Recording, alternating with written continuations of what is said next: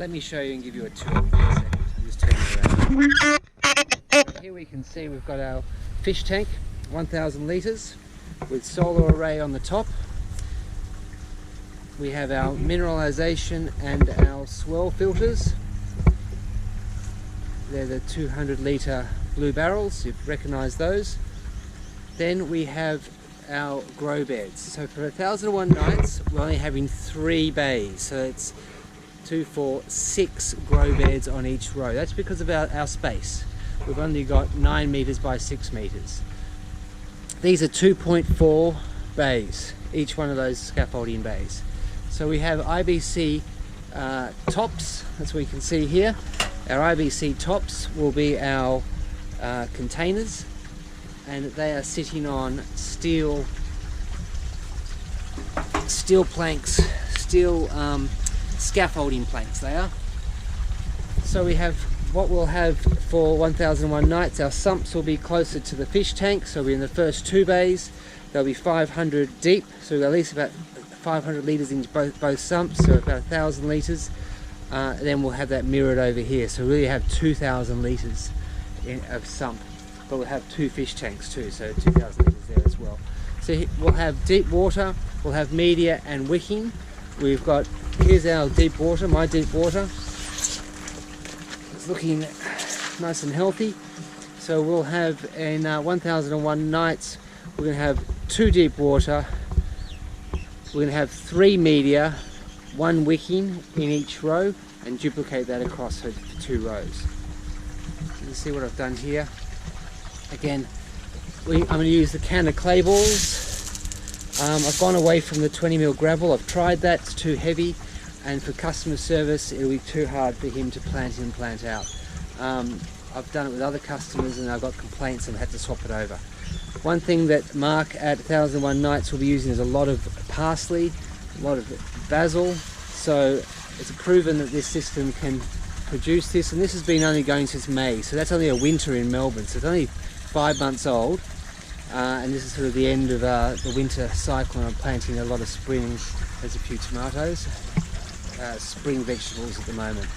You can see the bell siphons kicking off there, nice and handy, and I've got wicking here, so here are my 2 wicking beds with my carrots, my garlic. I had a huge storm here last week and it gave the peas a good thumping. Got some beetroot and some broad beans here. Poly ends to protect, you can see the broad beans. So we have the roof, as you can see there, and you can see my side curtains are down on the first 3. So for 1001 nights, that's the length, that's the extent of it there. That's the length, what you see there, 3 bays, but that's mirrored in 2 rows.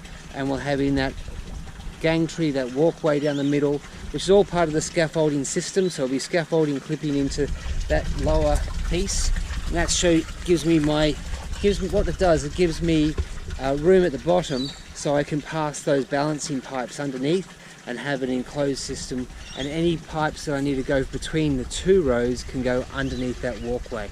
Keeps everything together. So here I've got my 3 zip track blinds. These are clear poly. They're made to order, and you can see nice and neat. It's powder coated aluminium. The clear poly actually runs down in that channel, so it's in that channel, and that creates our greenhouse. So what we have here is a standalone greenhouse. It can go anywhere. Can be sit on. We've got here in a paddock. We can do it in concrete, tennis court, car park, and for 1001 nights we can do it in his car park. Poly carbonate roofing to give us that protection, and again, as you've said to us, it's all about the weather protection, because as you can see here, these 3 are covered, these 2 are not, and these guys got hammered in the recent winds we've had, and you can see here the snap peas are looking a bit sad. So balancing pipe, as you can see here, connecting the sump tanks. I have 3, 1001 I'm going to have 2, and then another 2 where I'm standing now. And you can see here are inflows, inflow with 25mm pipe, then reduced here to 20mm, then up and over. So we've got 20mm taps on there. So with 1001 Nights, the alleyway will actually be here on the side that I'm standing on now, because all the pipe work will be in that alleyway in both rows. So once you're in the alley, you have access to all those inflow pipes, as you can see there. So it's a modular system. That's the beautiful thing about it. If you wanted to extend another one, we just put an extra bay on, 2.4 meter bay. They're 1200 wide. That's the thickness, 2.4.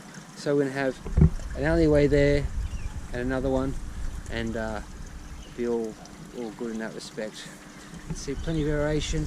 I've got silver perch in here, and it's we've had another cold snap in the last couple of weeks here in Melbourne, and the fingerlings are really not liking it at all. So I'm gonna rotate it and buy bigger silver perch, and I'll have the second reason for the second tank will be trout.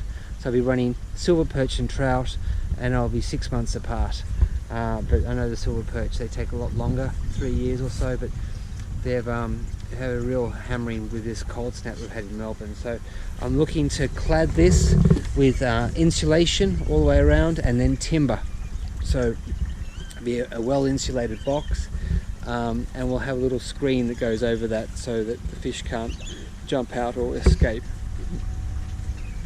Our airline is a Aquaponics PA80, which I bought from you, so you might recognize that. Going into a 25mm PVC with a nipple, and this is running a line to the and a little gate on each one to the fish tank and the mineralization tank, running along here, and we have an upriser nipple here running air to my floating rafts. So plenty of air, working beautifully. That PA80